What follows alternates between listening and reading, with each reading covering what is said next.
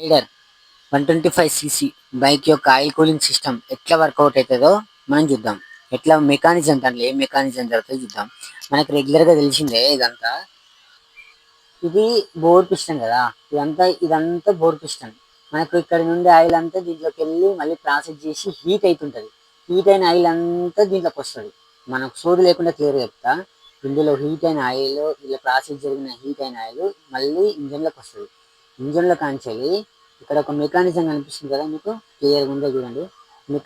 ఈ మెకానిజంలో నుండి ఆయిల్ అంతా ఇక్కడ నుంచి బాగా హీట్ ఎక్కిన ఆయిల్ అంతా ఇందులో కాంచెల్లి ఇక్కడ ఒక మెకానిజం ఉంటుంది, మీకు కెమెరాలో కనిపిస్తుంది అక్కడ చూడండి. ఇక్కడ బయట నుండి మనం ఇంజన్ ఆయిల్ మనం ట్రావెల్ చేసినప్పుడు గాలి వస్తుంది కదా, ఆ గాలి అనేది ఇందులో తాగుతూ ఉంటుంది. సో ఇక్కడ ఈ మెకానిజం కనిపిస్తుంది మీకు, ఇక్కడ ఈ మెకానిజం కనిపిస్తుందా, ఈ మెకానిజంలో ఎయిర్ అంతా ఇలా ఇందులో దాకి కూల్ అయ్యి మళ్ళీ ఇంజన్లోకి, ఇక్కడ నుంచి ఇంజన్లోకి వెళ్ళిపోతుంది. సో మళ్ళీ అక్కడ రన్ అవుతుంది, మళ్ళీ ఇందులో నుంచి బయటకు వస్తుంటుంది. సో ఇది ఆయిల్ కూలింగ్ సిస్టమ్. ఈ ఆయిల్ కూలింగ్ సిస్టమ్ ఉన్నప్పుడు మనకు ఆటోమేటిక్గా మనం ఎంత లాంగ్ వెళ్ళినా సరే ఆ స్పీడ్ని బట్టి గాలి వస్తుంటుంది కదా, స్పీడ్ని బట్టి గాలి వస్తుంటుంది. దానివల్ల ఆయిల్ కూడా హీట్ చాలా తక్కువ అయిపోతుంది. లోపల ఆయిల్ అంతా హీట్ ఎక్కి బయటకు వచ్చి బయట ఉన్న గాలితోటి కూలింగ్ అయ్యి మళ్ళీ లోపలికి వెళ్తుంది. ఇదే ప్రాసెస్ జరుగుతూ ఉంటుంది మనకు. సో ఇది ఆయిల్ కూలింగ్ సిస్టమ్.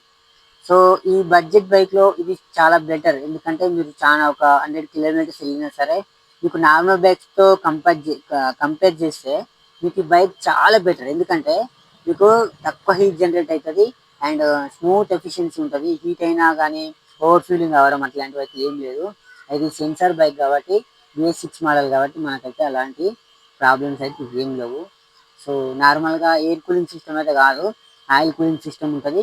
మనకు కూలింగ్ సిస్టమ్స్ చాలా రకాలుగా ఉంటాయి. Air cooling system, oil cooling system, liquid cooling system ఉంటుంది.